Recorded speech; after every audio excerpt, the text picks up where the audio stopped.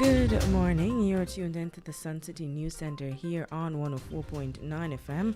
It's now time for our morning news and sports update. I'm Jada Francis. Coming up in the news this morning, on the local scene, decomposed bodies found in St. Catherine. Soft mouth and back juice charged for shooting at police team. On the regional scene, 5 dead, 68 migrants rescued from waters near Puerto Rico. On the international scene, Africa's alone in monkeypox deaths, but no vaccine doses. And in sports, Chris Gayle joins Patriots for the inaugural 60 championships. News in detail right after this.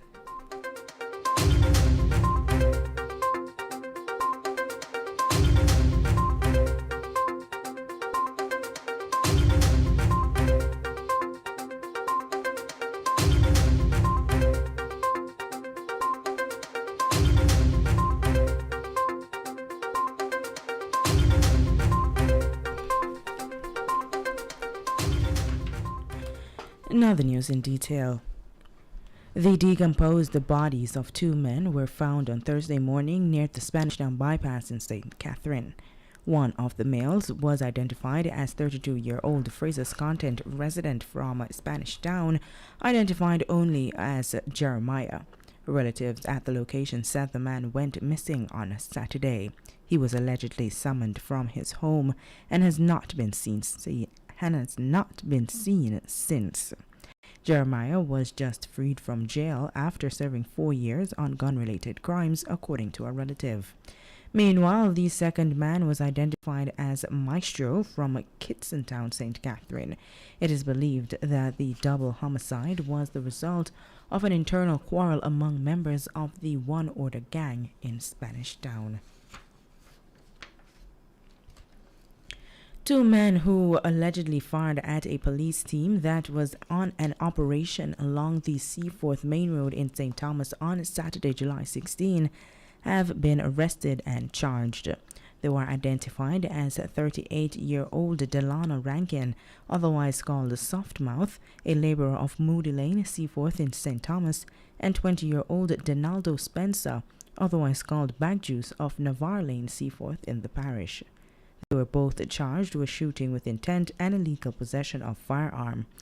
According to reports, about 9:45 p.m., a police team was on patrol duties, and upon reaching the vicinity of the Methodist Church, the team reportedly saw Rankin and Spencer, along with 2 other men with guns in the churchyard cemetery.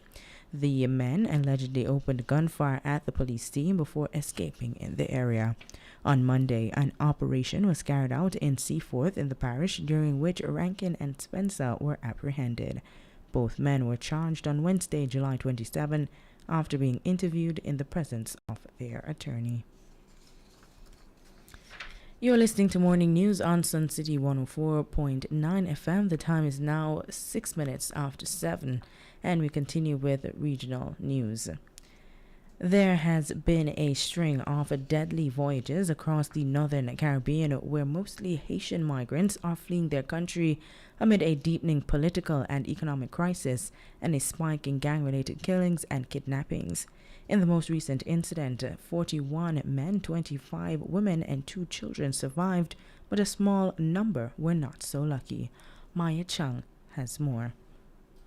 At least 5 migrants drowned and another 6 were rescued on Thursday after a suspected human smuggling boat dropped the group off in waters near an uninhabited island west of Puerto Rico. According to officials, federal and local authorities were still on the scene searching for survivors or others who might have drowned. This is according to United States Coast Guard spokesman Ricardo Castrodad. It wasn't immediately clear how many people were aboard the boat, but Castrodad said 41 men and 25 women survived. The number included 2 children. The age and nationality of those who died and who were rescued were not immediately known. Meanwhile, the boat carrying the migrants fled the scene, and it was unclear how many people were on board at that time. The incident is the latest in a string of deadly voyages across the northern Caribbean, carrying mostly Haitian migrants fleeing their country amid a spike in gang-related killings and kidnappings. From the Suncity News Center, I'm Maya Chung.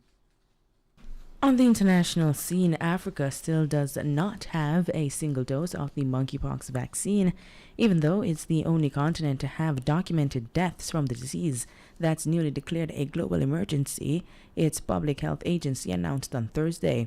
The acting head of the Africa Centers for Disease Control and Prevention, Ahmed Ogwell, said in a weekly media briefing that we should get vaccines onto the continent urgently. He described a situation where the African continent of 1.3 billion people is again being left behind in the access to doses in an uncomfortable echo of the COVID-19 pandemic. Less than a week ago, the World Health Organization declared monkeypox an extraordinary situation that qualifies as a global health emergency. To date, more than 20,000 cases have been reported in 77 countries. More than 2,100 monkeypox cases have been recorded in 11 African countries, and 75 people have died, according to the Africa CDC director. Although monkeypox has been established in parts of Central and West Africa for decades, it was not known to spark large outbreaks beyond the continent or to spread widely among people until May, when authorities detected dozens of epidemics in Europe, North America, and elsewhere. Now the global race is on to obtain monkeypox vaccine doses. The European Commission, the European Union's executive arm, has secured the purchase of 160,000 doses of vaccines for the disease. On Wednesday, U.S. health regulators said nearly 800,000 doses of the monkeypox vaccine will soon be available for distribution after what they described as a week of delays. Such delays are far more pronounced on the African continent, where the painful disease has been endemic in some countries for years.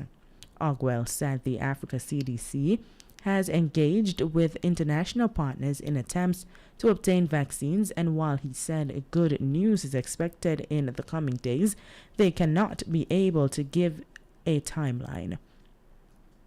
Even doses of the smallpox vaccine, which has shown effectiveness against monkeypox, are not available in Africa, according to Ogwell. The COVID-19 pandemic and the global hoarding of vaccine doses were a jolt to African leaders, who quickly joined together in an unprecedented effort to obtain doses and establish production of more vaccines on the continent.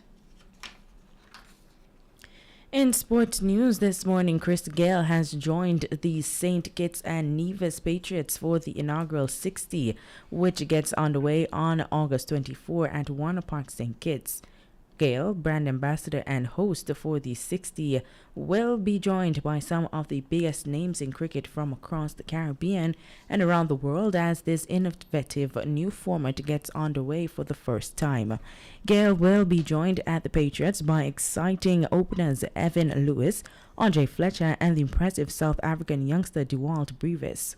The Barbados Royal team will have the talents of Jason Holder, Carl Mayers, Rakeem Cornwall, and overseas players Azam Khan, Harry Tector, and Corbin Bosk. The Jamaican Talawa team will feature Captain Rovman Powell, along with fellow Jamaicans Brandon King and Fabian Allen.